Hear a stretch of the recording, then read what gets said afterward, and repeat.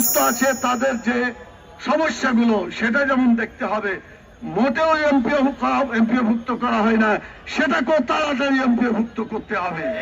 এবং বাংলাদেশের শিক্ষা ব্যবস্থায় এক কথা জাতীয়করণ করতে হবে।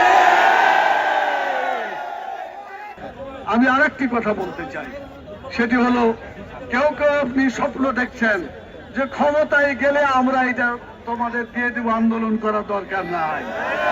আমার মনে হয় এসব কথা মানুষকে প্রতারণা করার সামিল বলে। অধিকার কখনো আদায় করার জন্য নরম কথাই চলে না। এটা কথা আছে না যে সোজা আঙ্গুলে, আমরা বাঁকা আঙ্গুল করতে চাই কিন্তু বোতল ভাঙতে চাই না। এটা যাতে অরাজকতা না হয়, নিয়মতান্ত্রিক আন্দোলনের মাধ্যমে, শান্তিপূর্ণ আন্দোলনের মাধ্যমে আপনাদের দাবি আদায়ের আন্দোলনকে চালিয়ে যাবেন ইনশাআল্লাহ, এবং এটা পূরণ হবে আমরা আশা করছি। প্রধান উপদেষ্টা উদ্যোগ নিলে একদিনেও ব্যাপার না সমাধান হওয়ার জন্য। আমি বারবার বলছি কথাটা এই জন্যই যে সামনে ছাত্রদের পরীক্ষা, এটা কি এটা অর্ধবার্ষিকী পরীক্ষা, এরপরে বার্ষিক পরীক্ষা, টেস্ট পরীক্ষা চলে আসছে।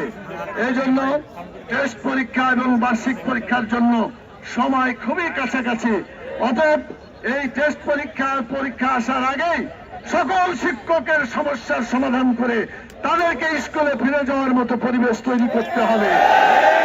এটা যদি না হয় তাহলে কোনো অবস্থায় আন্দোলন থামবে না। এই আন্দোলনের যারা আছেন সবাইকে বলবো আপনারা প্রপার যোগাযোগ করেন।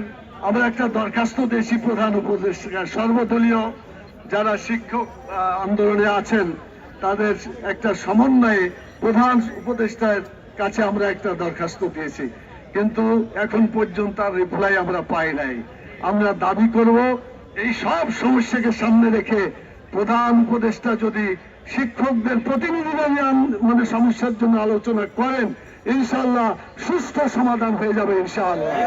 সেজন্য আমি সেটা সরকারকে দ্রুত বাস্তবায়ন করার আহ্বান জানিয়ে, আপনারা অনেকক্ষণ ধরে কষ্ট করছেন, দুপুরে অনেকের খাওয়া হয় নাই, অনেকে বিভিন্নভাবে আপনারা এখানে আছেন, কষ্ট করছেন। আমি আপনাদের কষ্টকে শ্রদ্ধা করছি, আল্লাহ তাআলা আপনাদের কষ্টকে লাঘব করুন।